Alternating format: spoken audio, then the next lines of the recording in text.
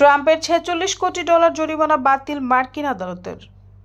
যুক্তরাষ্ট্রের একটি আদালত ডোনাল্ড ট্রাম্পের উপর আরোপিত প্রায় $46 কোটি দেওয়ানি জরিমানা বাতিল করেছেন।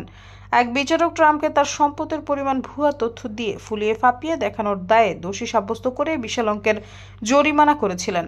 তবে আপিল আদালত জরিমানাটিকে অতিরিক্ত আখ্যা দিয়ে বাতিল করেছেন, যদিও ট্রাম্পের বিরুদ্ধে দেওয়া দণ্ড বহাল রেখেছেন। 2024 সালের ফেব্রুয়ারিতে যখন ট্রাম্প হোয়াইট হাউস পুনরুদ্ধারের প্রচারণার তুঙ্গে এবং একাধিক ফৌজদারি মামলার মুখোমুখি, তখন বিচারক আর্থার অ্যাঙ্গরন এই রায় দেন। তিনি ট্রাম্পকে সুদসহ $464 মিলিয়ন পরিশোধের নির্দেশ দেন। একই সঙ্গে ট্রাম্পের দুই ছেলে এরিক ও ডন জুনিয়রকেও $4 মিলিয়ন বেশি করে জরিমানা দিতে বলা হয়েছে।